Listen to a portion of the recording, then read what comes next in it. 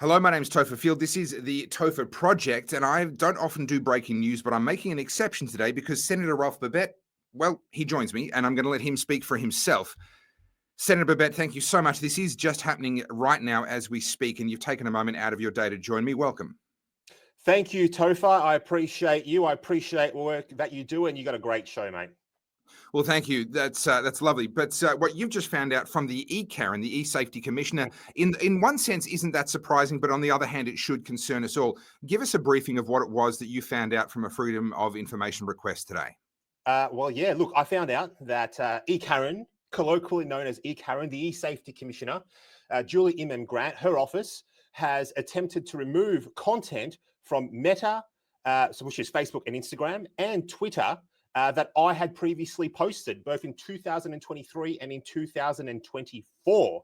So it is my opinion that the E-Safety Commissioner should not be censoring any Australian at all that is engaging in lawful speech, at least of all, a sitting federal, duly elected senator in Mm, parliament. mm. It's absolutely egregious, in my opinion. So just my opinion, it's gross overreach. And you know what? Perhaps Karen should consider maybe stepping down if the government of the day refuses to rein her in, and perhaps she can go back and call the CIA and see if they'll give her that job that they promised her, back in the day.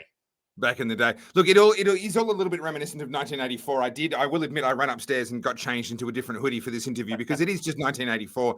But this isn't the first time we've heard this happen. You, as you say rightly, you are an elected representative of the Australian people. These are efforts to censor things that you said while you were a duly elected representative. That's We right. saw this.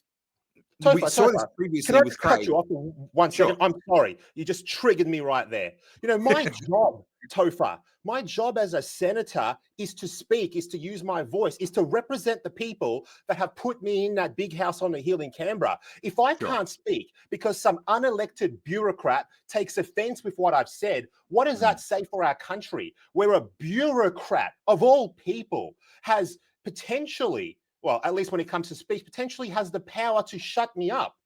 No one should have the power to shut me up. The only freaking people that have the power to tell me to stop talking are the voters of Victoria, if they decide not to re-elect me, if I even decide to contest for next election in the first place, which I probably won't. But that's the only people in this country that has a right to tell a senator what they can and can't do at the ballot box.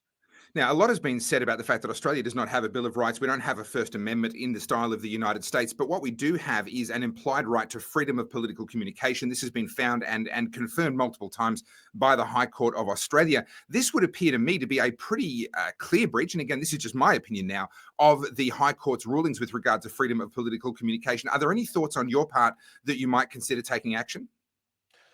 I don't know if there are any avenues that I can really go down apart from the court of public opinion here in this one. Unfortunately, I've just got to make people aware that we have a real issue with this country with unelected bureaucrats wielding power from the shadows, just like e-safety, the Office of E-Safety Commissioner has done in this case. Now, I will say that in the 47th Parliament, I did introduce a bill into the Senate, which would have taken us to a referendum to enshrine free speech in our constitution forever. I did try to do that.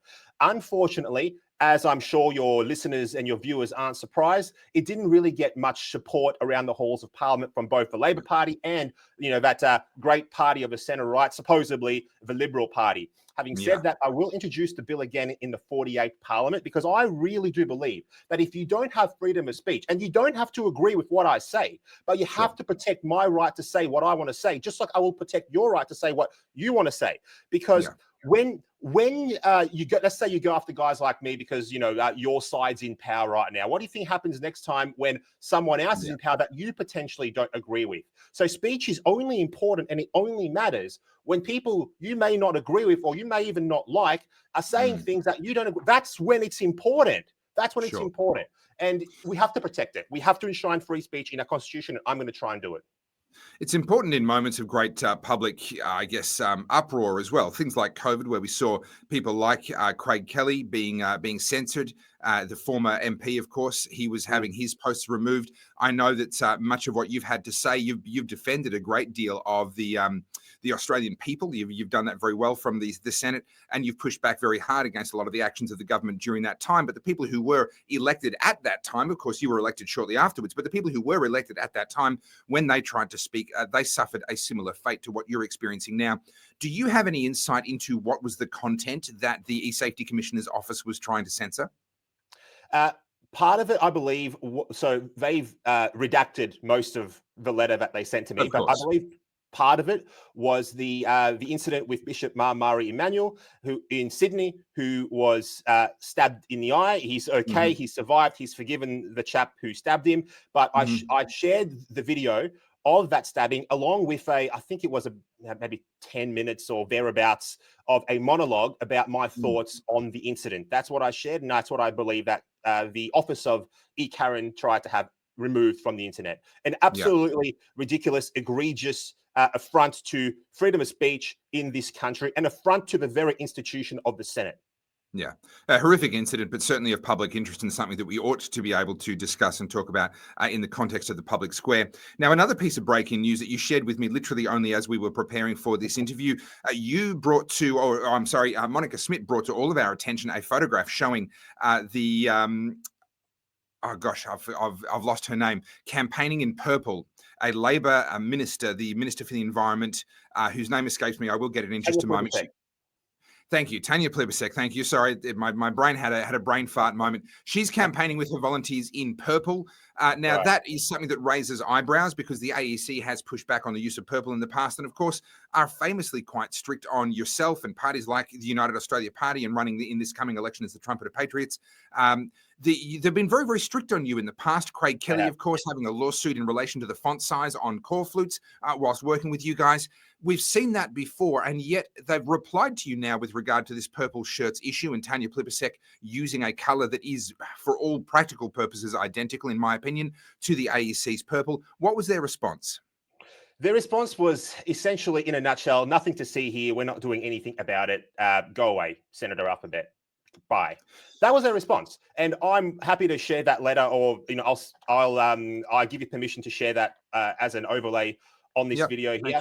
But look, at the end of the day, I can tell you this: in my opinion, had I used the color purple, had I done that, I would have been drawn and quartered. They would have made an example of me, in my opinion, like you couldn't believe. But I just feel like if you're one of the bigger parties, like if you're the Labor Party or the Liberal Party or the Nationals or whatever, you get a pass because you're part of the establishment. That's just my personal opinion. Sure. But I really do feel like there is selective enforcement of the regulations and the laws around this stuff based off who you are. That's just my opinion. Look, your opinion matches my own observation. Of course, I have run previously for minor parties as well, so I'm not an unbiased observer in this, but I certainly felt as the AEC came after me, told me to take down some very important educational videos because I hadn't put an authorization at the end of them, even though I uploaded them before I announced that I was running, and actually before I'd even decided to run. I did feel that that was a level of scrutiny that I was being subjected to as a minor party candidate that these major parties seem to be free from. I have another question, though, in relation to Tanya Plibersek and her choice of the colour purple. Why is she not running under the Labor Party brand? The Labor Party have a famous brand right around Australia. Their logo, their font, their colour is instantly recognisable. What advantage does someone like Tanya Plibersek, a frontbencher, a minister in the government, see in avoiding that brand?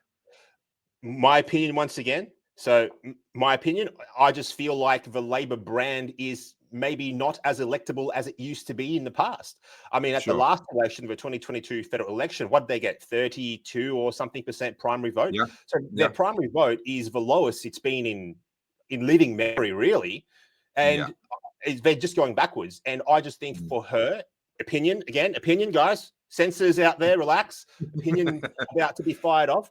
They're just trying to avoid being associated with the Labor Red because they just know how on the nose they are, how unpopular they are, and how badly they've managed the economy, the nation, the culture of this country, how we're sliding backwards.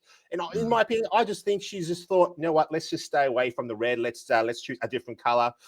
She could have chosen a different color. I don't know, something else, just not purple. But that's what they've done. They're just trying to avoid that.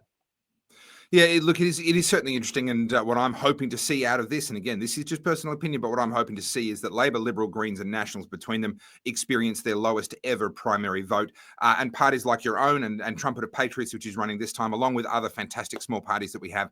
I really want to see them getting the highest primary vote, and especially sharing their preferences, voters putting all of them at 1, 2, 3, 4, and giving us the best possible chance of having more Senator Babets and people who share your views in the parliament in the future. And that's especially urgent if you're contemplating not running potentially when your term ends at the next federal election, not this coming one. Then it's doubly important that we need to get even more people like yourself in there as quickly as possible. Senator Babet, I really appreciate you taking a couple of minutes out with us to bring us this breaking news. Thank you so much, Topher. And I'd like to leave your viewers with one message. Guys and girls that are watching this video, you have to get involved in the political process, because the people that are in that big house on the hill right now, I'm telling you from personal experience, many of them, some are good people, but many of them don't have your best interests at heart, and they will Mm, screw you at mm, every chance they get. Look what they're doing to this country. Everything that's happening right now is a choice. They've chosen this path for our country, and many of them know it's the wrong path. Some of them maybe are, not as intelligent as others, but many at the top know exactly what they are doing, and they just don't give a stuff. So get involved, put your name on a ballot, volunteer for a party, join a mm, party, do something. Sitting on mm. your ass at home watching videos and commenting on social media behind your fake profile is not enough. You have to put shoes to the pavement. You got to work if you want to save this country. Thank you, Topher. Well, Senator, probably after that, I'm going to have to put an authorization statement on the end of this to avoid getting in trouble with the AEC once again. I'll do that as a precaution. But, Senator, thank you so much. I'll let you get back to representing the people of Victoria and the people of Australia, which you do so well. Thank you. Legend. Bye-bye. Thank you so much for watching. My name's Topher Field. This is the Topher Project, and I am 100% viewer supported. So if you've appreciated this breaking news interview with Senator Ralph Babet and you'd like to see more of this and my other content that I create, then you can help me out by going to goodpeoplebreakbadlaws.com and getting a hold of my best-selling books, Good People Break Bad Laws. This is about civil disobedience in the modern age, as well as my second also best-selling book, Good Christians Break Bad Laws. This is about the theology of civil disobedience and the fact that as Christians, anyone that considers himself to be a Christian ought to be among the first to stand up against our civil authorities when they overstep their God-given boundaries. You can also get a DVD of my award-winning documentary, Battleground Melbourne. This is about the madness that happened in Melbourne during the COVID lockdowns. And also there's all of my merch. There's things like the Good People Break Bad Laws design in t-shirts and in hoodies, in white or in black, in ladies' cuts as well. But there's also other designs. This is one of my personal favorites. Too much 1984, not enough 1776. And if you understand American history, and especially if you're one of my American viewers, then this should resonate with you pretty strongly. There's a bunch of other cool designs there as well. So go to goodpeoplebreakbadlaws.com, check it all out, and I'd love to be able to be supported by you so that I can keep on making more of the sort of content that you've seen in this video. And yes, as promised during my interview with Senator Babet, I am going to finish with an authorization just to keep the AEC happy. But before I do that, make sure you follow me on all of the social media platforms at Topher Field, and also YouTube thinks that you're going to like this video here, so check that one out as well. Thanks very much for watching, and as always, stay free. Authorized by Topher Field for Topher Field at Topher Field Studio.